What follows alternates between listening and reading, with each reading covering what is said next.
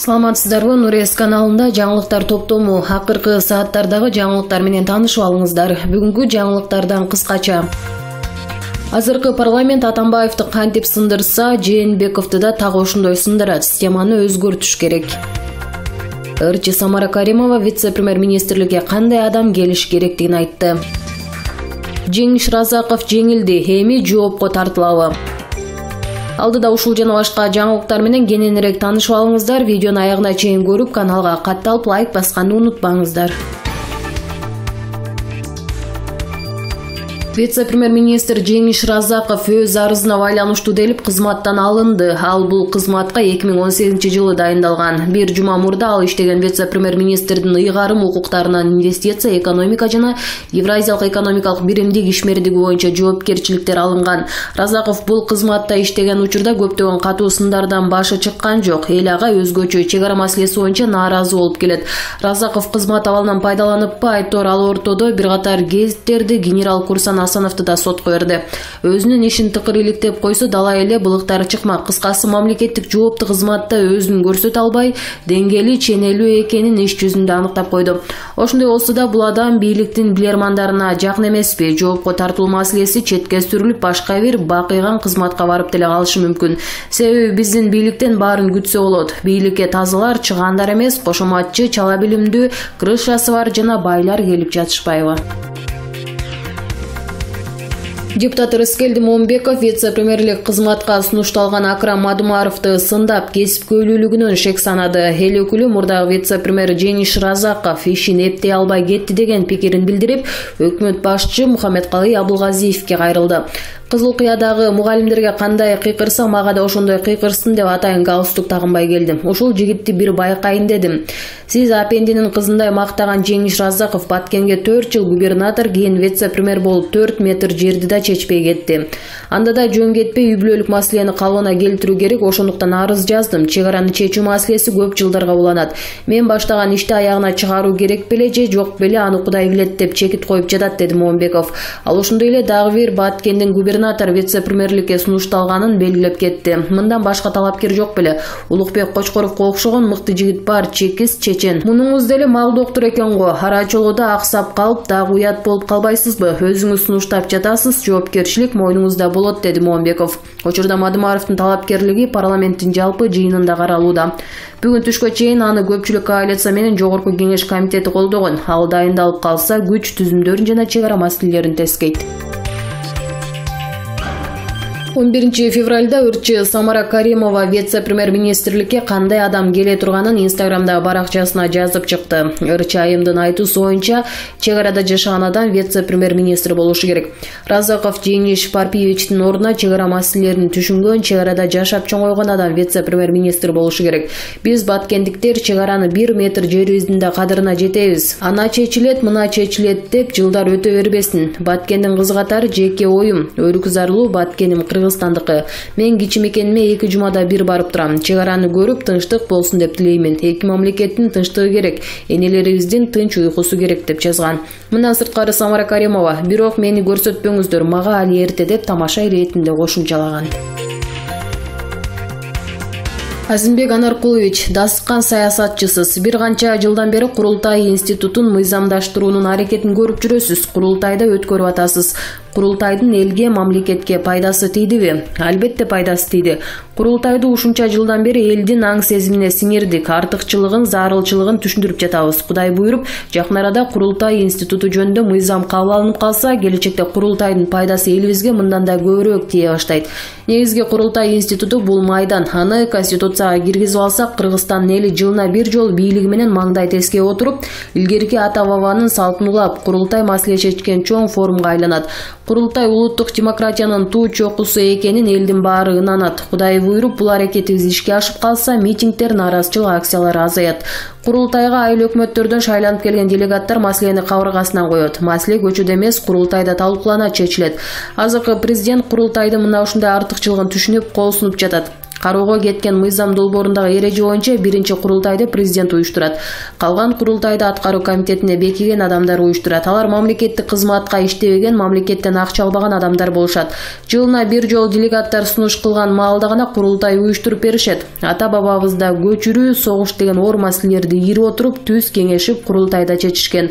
Ал турсун Ош падышалыгына каршы күрөш Каркырада өткөн курултайда чечилген. Ошондой чоң жыйындарда кыргыздын каада салтын түштүк-түндүктөгө иретке келтирип алалы деп 6 айлык Памирлик кыргыздардан бери Токмоктун айланасына келип, 1700-жылдары кыргыздын каада салтын эрежеге айландырышкан. Ошон үчүн каада салтыбыз окшош болуп калган. Муну биздин тарыхчылар эмнегедир жазбай жатышат. Буюрса, Конституцияга кирген эрежелер менен бекиген курултайдын пайдасын кыргыз эли көрөт деп ишенем. Буга чейин деле курултайдын пайдасын көрүп келдик деп айтканымдын да жөнү бар.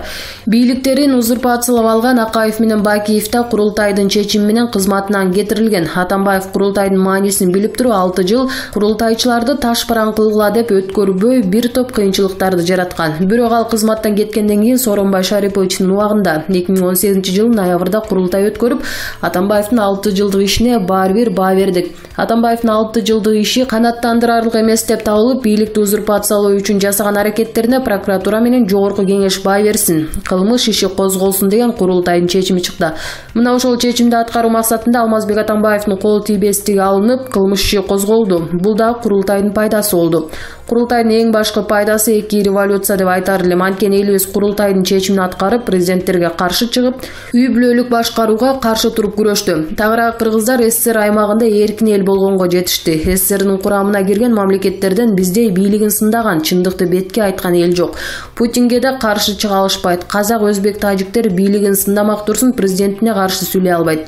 Кыргыздар гана президенттин катачылыгын курултайда айтып ачык сындай алышат. Депутат өкмөттү ачык сындап, маселени ачык кое алат. Элибиздин ушундай болуп калыптанышына курултайдын салымы зор. Бурда Атамбаевдин катачылыгын айтып сындачу элеңиз. Азыр мурунку президентке өзгөчө мамиле керектигин, үй камагына чыгаруу зарылдыгын айтып жүрөсүз. Бир кездеги саналашыңыз, досуңуз мурдагы президент Алмазбек Атамбаев президент болгондон кийин 2012-жылы мурдагы президенттердин жолуна түштүң. Алардан айырмаң жок болуп калды. Алар бир туугандар менен иштесе, сен шопур катчылар менен иштеп атасың. Сен башка жолго түшүп алдың, аягы жаман болот деп биринчилерден болуп сындап, унчукпай коюуга укугум жок деп жаздым. Анткени президент болор менен өзгөрүп, үзөңгүлөш саналаш адамдар заматта душманга айланып калдык. Кантип эле ушундай болуп калды деп чыны менен таң калып жүрдүм. Анткени ал биз менен жүргөндө андай эмес болчу. Бизге кошулуп алда мурунку президенттерди кыйкырып, сындап курултай өткөрүүгө салым кошчу. Менин сынымдан кийин ыңгайы келген жерден эле мени канкор, карга, кузгун деп асыла баштады. Мен да сынымды токтоткон жокмун. Бирок кеп анда эмес. Айтайын дегеним, баардык адамдын кемчилиги бар. Кемчилиги жок адам болбойт. Балким Атамбаевга караганда менин кемчилигим көбүрөөктүр. Анткени Атамбаев мага окшоп эч качан бетке айтпайт. Мага караганда акылдуулук кылып, башкалар менен да мамиле кылганды билет. Балким ал анын артыкчылыгыдыр. Анын адам катары жакшы мүнөздөрүн айта турган болсом, Атамбаев ак көңүл, ишенчек. Дагы бир жакшы мүнөзү күрөшкө чыкса, каршылашынан коркпойт, аягына чейин турат. Бирөө менен кармашам деп аттанып алса, аягына чейин күрөшөт. Өзүнүн мураскору Сооронбай Шарипович менен тил табышып алса болот эле.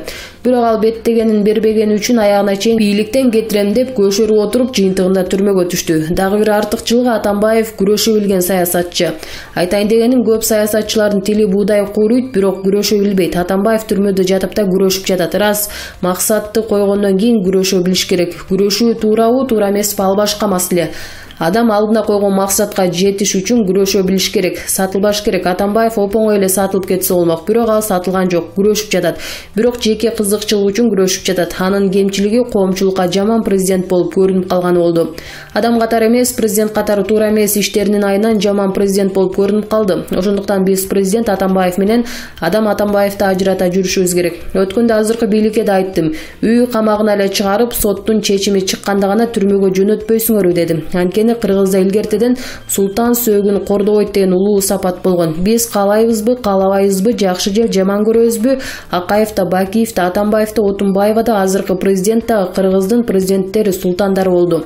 Алар бир канча жылдап эл башкарды. Бул адамдар кылмыш кылса да кичине өзгөчөрөөк мамиле жасалышы зарыл. Дүйнө жүзүндөгү практиканы эске алсак, эч качан президенттерин террористтер же хулигандар менен кошо бир түрмөгө камабайт. Илгери баатырларга да ошондой өзгөчө мамиле жасалган. Чүйдөгү Асылбаш деген айыл ал айдан келген баатырдын атынан коюлган. Ал баатыр анан ууру да болгон.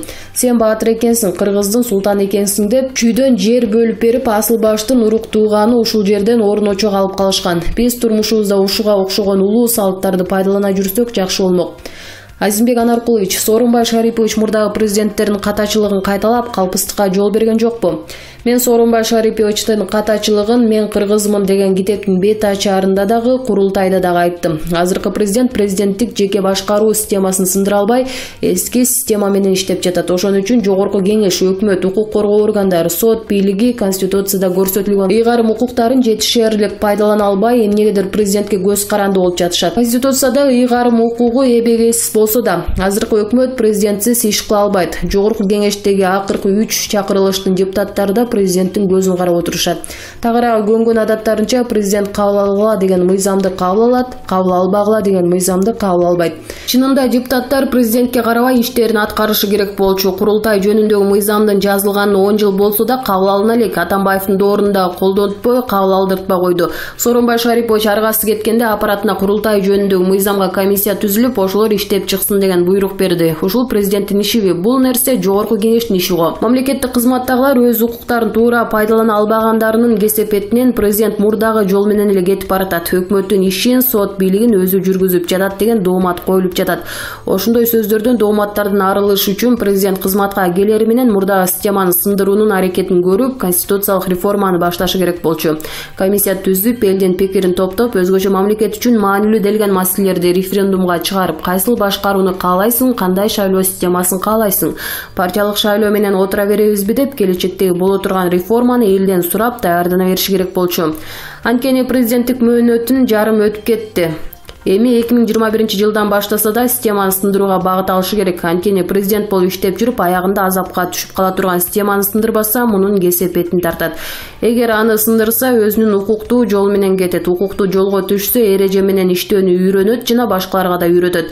Айтайын дегеним, кыргыз эли каада салт менен жашайт. Каада салтыбыз биздин мыйзамдардан күчтүү. Бийлик да ошондой эреже менен иштеш керек.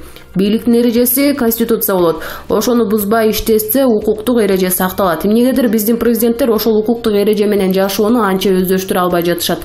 Сооронбай Шарипович укуктук эрежени орнотуп койгондо, ар бир президент мыйзамда көрсөтүлгөн укуктан чыкпай иштемек, ар бир министр, ар бир депутат мыйзам чегинде иш кылмак. Баары эреже менен иштегенге көнүп, сиңирип алмак. Сооронбай Шариповичтен ошол нерсени ишке ашырат, укуктуу туу туткан системаны алып келет деп үмүт этип жатам. Анткени мени бардык президенттер менен иштешип көрдүм. Бардык президенттердин катачылыгын айтып, сындап, туура жолду көрсөтүп койсоң, ошол замат душманына айлантып, оппозиция деп мамлекеттик телеканалдар менен каралап, өздөрү баш болуп жамандап каралачу. Азыркы президент алардан өзгөчөлөнүп, мени өзүнө душман кылган жок. Болгону убакыт бергиле, мен коррупционерлер менен күрөшүп, бир жыйынтык чыгарып алайын деди. Коррупция менен күрөшүн колдогонубуз менен эмнегедир аны элдик иш-чарага айландыра албай жатышат. Айтайын дегеним, ар бир айыл өкмөттө, ар бир район, облустарда президенттин коррупция менен күрөшкөнүн колдоп жатабыз деп, элдик иш-чарага айландырып жибергенде күрөшүү жеңил болмок. Парламентте өкмөт унчукпай отурат. Сот мурдагыдай эле бул жакты карап, аппарат не дейт деп күтүп отурса, прокуратура, укук коргоо органдары мурдагыдай эле бир жактуу иш алып барып жатат. Мисалы, Атамбаевдин айланасында бир топ министрлер, премьер-министрлер боюнча кылмыш иши козголуп, коррупцияга каршы күрөш жүрдү. Жогорку кеңеш Атамбаевдин кол тийбестигин алып, коррупциялык иштерине 5 эпизоддон айып койду. Ошондон кийин башкы прокуратура кылмыш ишин козгоду. Бирок мен юрист катары Атамбаев менен бирге иштеген Сапар Исаковду алып келген келишимди ратификациялап берген жогорку кеңеш жок дегенде моралдык, саясий күнөөнү өзүнө албаган орунсуз болуп калганын айтып коеюн. Күнөөнүн баарын жалгыз Атамбаевга оодарып коюшту. Бул туура эмес. Анткени премьерди да, министрди да өздөрү шайлап берип, отчетун да депутаттар өздөрү кабыл алып жатышкан. Ратификацияны да өздөрү кылып беришкен. Жок дегенде өздөрүнө сын көз караш менен карап, биздин жогорку кеңештин да күнөөсү бар. Атамбаевдин айтканын кылып отуруп алдык деп, саясий моралдык күнөөнү мойнуна алышы керек болчу. Булар алган жок. Бир гана Атамбаев кылган деп ага шылташып, аппак бойдон отурушат. Эгер андай болсо, Атамбаевдин мыйзамсыз иш аракетин билип туруп, эмнеге аны айтканын аткарышты? кылышты. Эмнеге учурунда аны тыйган жок. Атамбаев колубузду бурап эле колдотуп койчу дешсе, эмне үчүн Конституциядагы укугун колдонушкан жок. Ошол учурда Атамбаевдин айтканда аткарган депутаттар анын кол тийбестигин алганда колдоп добуш беришти. Ошол 105 депутат эртең Жээнбековдун да кол тийбестигин так ошондой алып коюшат. Ошондуктан азыркы президент эски системаны сындырып, укуктук эреже менен иштөөгө багыт алыш керек.